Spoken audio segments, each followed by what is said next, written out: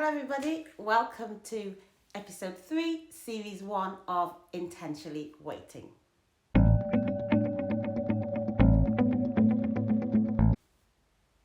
So, what am I going to talk about today? So I guess I'll start with my week. So how has my week been? What have I been up to? And what are my thoughts for the week coming ahead? So, in relation to my week, it's kind of been like a reflection week. So, the week before I told you I went on a meetup and that was quite good. I really enjoyed it. But what I then found was I had no space in my calendar for anything else. I was literally fully booked. And if I was going to go on another meetup, I was going to have to bump somebody off. And I thought to myself, well, that's not great. And if I'm bumping people off at this point, then, if the meetup progresses and I'm having more meetups and I interacting with more people, then how many other people am I going to be bumping off? How many things that I usually do on a weekly basis and I'm going to have to stop doing because I'm attending these meetups? So that kind of like made me realize that in some areas I'm not actually ready. I'm not ready to intentionally wait. Because stage 1 of intentionally waiting is really positioning yourself in locations, in places, in your mind as well, so that you can be open for when people come in. And if you haven't got any time for it, then how's that going to happen? If you haven't got any time to do it physically, spiritually, emotionally, it just won't happen. So what I decided to do was have specific times that I've allocated to my meetups. So now in my calendar, I have got specific days and that is allocated to meetups. Whether I have a meetup on that day or not is absolutely relevant. Basically, what I have done is I have made space. I've made space for somebody to come into my life. I've made space for that opportunity to happen. I've made space, which means that I don't have to bump somebody off, or I don't have to not do some of the things that I really enjoy doing that I really enjoy doing. So for example, suddenly you're thinking, well, I got to meet up with somebody, so I'm not going to go to the gym today. That's something that I do. So, and I really don't want to have to stop doing these things because I don't know about you, but when you find that you're in a space where you are starting to spend more time with somebody, do you ever get in a situation where your friends are saying, well, where have you been? I've not seen you for a month or 2 months. We used to hang out every week. You used to talk to me on the phone all the time, and suddenly you're not doing this anymore.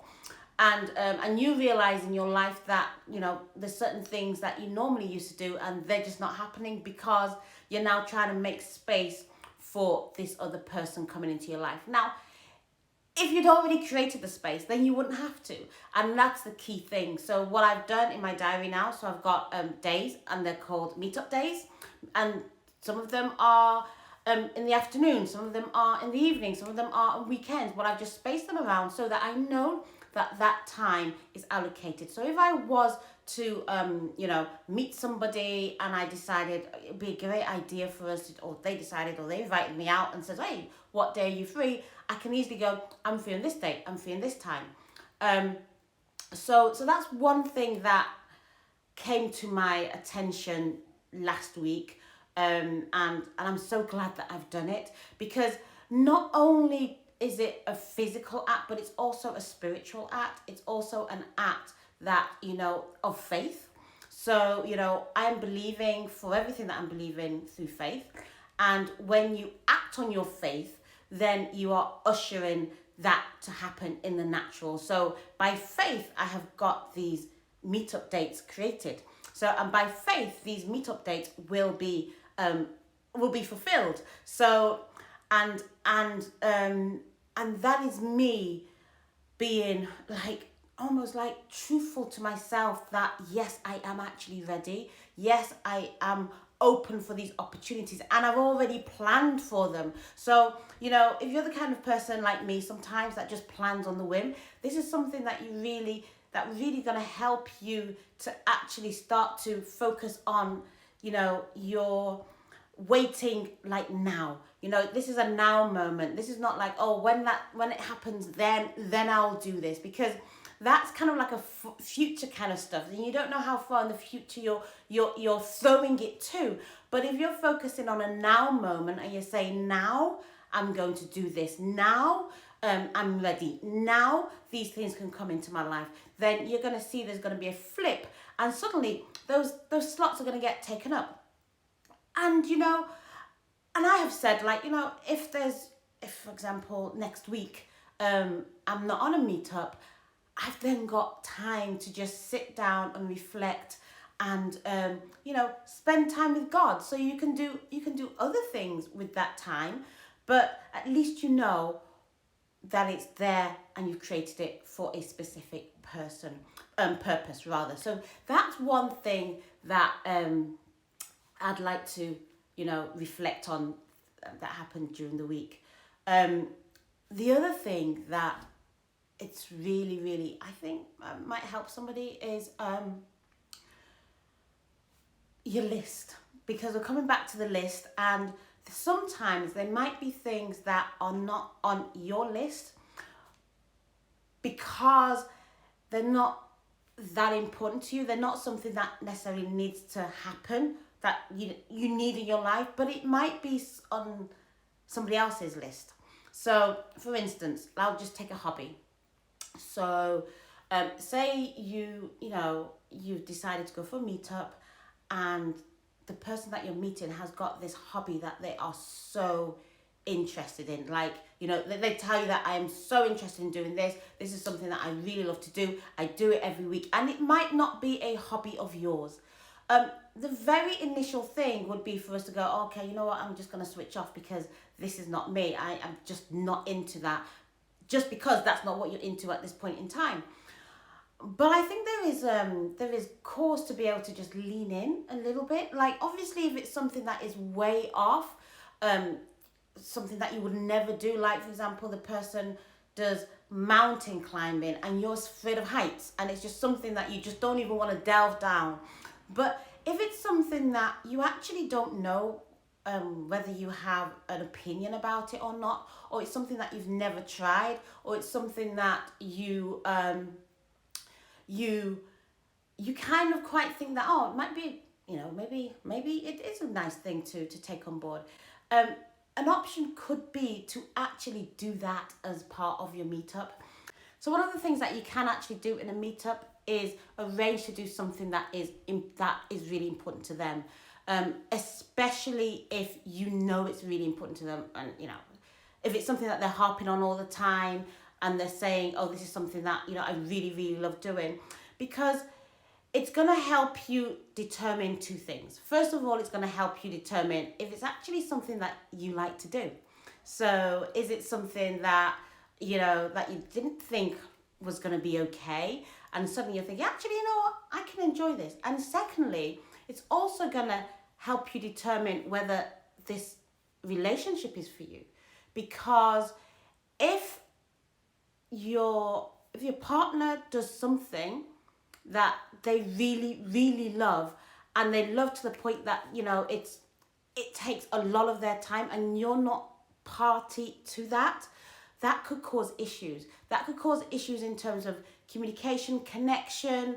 It could actually separate you, because they've got they've got a specific type of hobby that they're engrossed in, and you're not part of it. And it doesn't necessarily mean that it's something that you have to do day in, day out.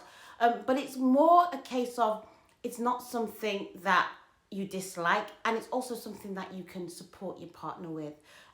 So even it means, for example, like I said before, if they're mountain climbing and you say, okay, you know what, I don't mind coming to mountain climb with you once a month, but I'm not doing it every single week, that's okay, because they will value the time that you come and you spend that time with them. So So it's really, really important that you kind of like iron out these things very, very early. So if you're in a meetup and suddenly you've come across something like that, then in a way it could be a red flag to say this isn't right. This isn't for you. You need to kind of like back up a little bit and continue on the journey. The other thing that I think is really good about doing something that the other party likes, it's almost like a sacrifice in a way. It's almost like you're not doing the things for you, you're doing something for somebody else.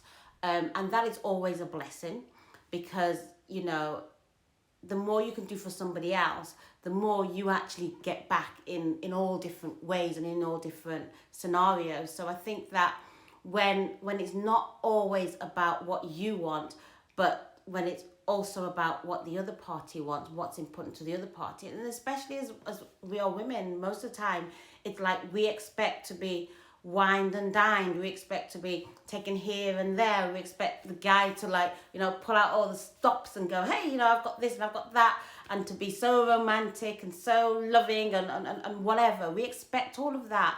But really, it really should be more of a give and take situation. And I think the more we can actually step into their shoes and kind of like look to do things that we know are going to be pleasing to them, I think the better the whole process is going to be.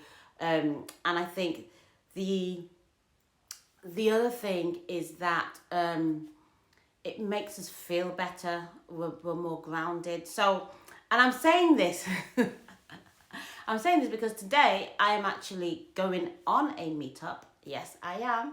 I'm going on a meetup, and I am going to do something that I don't really do. And it's not that I'm really excited to do it. You know, that's the truth. I'm not necessarily really excited to do it. But I am excited to meet up. So I'm excited to meet up with the person. But what we're going to be doing is kind of like very much outside of the kind of things that I normally do on a meetup. But the reason why I chose to do that, because I could have said no, we could have done something different, you know, that would have also been fine. But the reason why I chose to do this was because I realized it was very important to them, and I also wanted to be able to see, or I want to be able to see if it is something that I can actually support them with, because I would want to be, let me put this another way, I want to be a part of the things that are important to my husband. Ultimately, I want to be involved in the things that are truly important to them. And if I find like I cannot be involved in the things that are truly important to them, for me, that's an issue. That's kind of like one of the items on my list. So it's like, you know, I want to be I want to be a part of the things that are important to them, as I want them to be a part of the things that are important to me. So if I'm stepping into this knowing already, so it's great because it's like an opportunity. So I know already this thing is important to them. So now it's a case of, well, you know, if I don't feel like I can step into that, then clearly this person is not for me, or I need to go on my knees, I need to pray to God, and he needs to tell me something different. So one of those two things will be true. So so I'm actually, you know, quite nervous about it. And it's like nervous to the point where there's a little bit of anxiety going on in there, like, you know, it's coming out of my comfort zone. So on the one hand, I feel very vulnerable because I'm not used to meeting up like this. I'm used to meeting up in a park, going for a walk. I'm used to meeting up like for coffee. All those things I'm used to because I can sit on the opposite side and talk. So I can talk and share about myself and, you know, have banter and look at them and look at their mannerisms and look at how they act in certain things. But for what I'm going to do today, it's kind of like totally outside of my comfort zone, and I don't know how I should respond or how I should even act, even from the point of meeting up at the location. Already I have nerves about that. So, and I don't know whether this is something that you have prior to having a meetup, whether, you know, you have a level of anxiety, whatever that anxiety is, whether it's the anxiety of will you actually like the person, or it's the anxiety of will the person like you, or is it the anxiety of, you know, am I going to be able to come across the way that I want to come across? Well, whatever that anxiety is, it kind of like makes you in a way, or for me anyway, makes me in a way just want to get it over and done with. And I know that at the point, you know, when I do get there, and depends on the other person as well, because the other person has got the possibility or the ability to either put you at ease or to make you feel uncomfortable. And I've never been in a situation where I have got up and left because I just feel like, again, that's something that's quite difficult to do. But at the same time, if the person doesn't make you feel comfortable, you need to be able to have some sort of a get out clause. You need to be able to leave. You need to be able to leave, not like in a brash manner or even in a rude manner, but you need to be able to call it to an end, and you need to feel comfortable about that.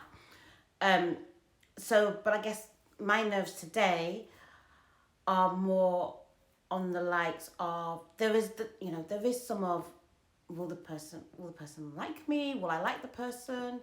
There is also some of like, you know, is this the person? Is this the person that's going to move on to the next phase of the stage of intentionally waiting or not? It is also, am I going to enjoy what I'm landing myself into? And so there's lots and lots of anxiety going on, and I think that it's important that you recognize that so that you can prepare your mind and your heart for it. Like for me, how I calm myself down is by going into prayer. So, you know, I pray to God and I put everything in his hands. I ask him for a smooth process, for you know, for the event itself to be peaceful, but then for him to talk to me afterwards in relation to what he done, in relation to whether this is something that should continue or not continue. And I trust that he will answer me on that basis. But I think that when you are intentionally waiting, one of the things that you shouldn't do at this stage at least is put a label on it. Because sometimes anxiety is because you're putting a label on it. You're just wanting it to be something, but at this point in time, it isn't. And you know, your mind is fast forwarding, and you're thinking, oh, you know, maybe this and maybe that, and you need to back it up. We need to just take a deep breath and just know it's just a meetup, and that's why I call it meetups as opposed to calling it like a date, because I think a date just has just too much commitment added onto it. But in a meetup, it's just like, yeah, you're just meeting up with somebody, and that's it, you know. And you can enjoy yourself in that space regardless of anything. So you can go in there with the mindset that you are going to enjoy yourself, that you are going to have a good time. It's not about the other person at this point. It is about your experience. And I think that the more you can focus it on being about your experience and how you're going to experience whatever activity, whatever restaurant, whatever coffee shop it is going to be, the better, you know. And I think that's possibly what's going to help me today. So if you want to know, you want to find out how I got on, then, you know, listen to me next week when we have when we have episode 4.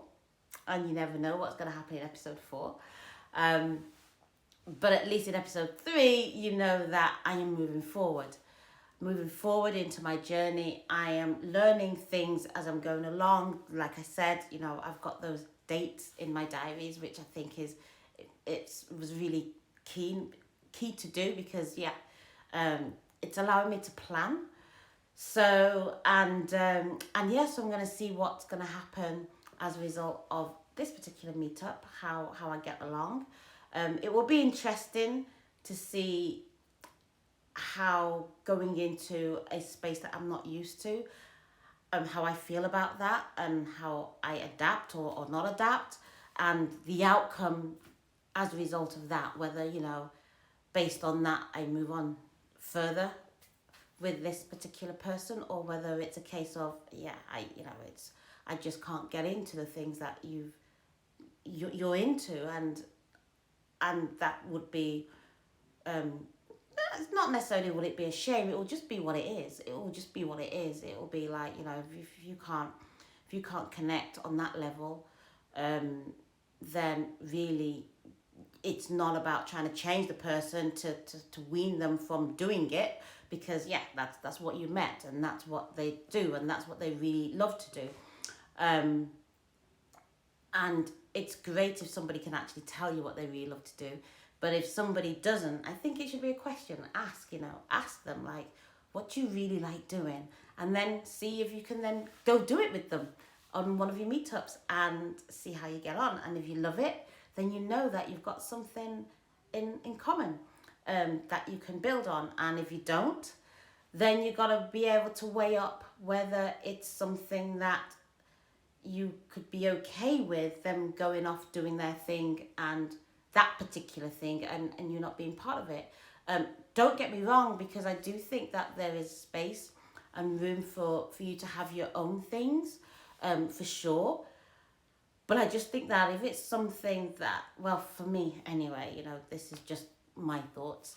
If it's something that is really important to your partner, wouldn't you want to be a part of that? Wouldn't you want to share that? So that's why, for me, I've decided to go on this particular meetup, and I'm looking forward with anxiety. Okay, Clara, stop saying you're anxiety. You're not anxious. You're okay. You prayed about it, and you're going to experience the positivity as positive as possible. Yeah, so that's what's going to happen, and I will feed back to you next week, and how I got on.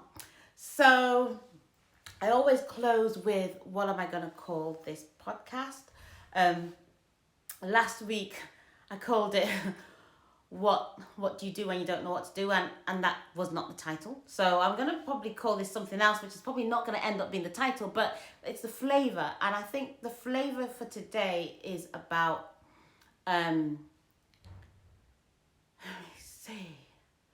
making room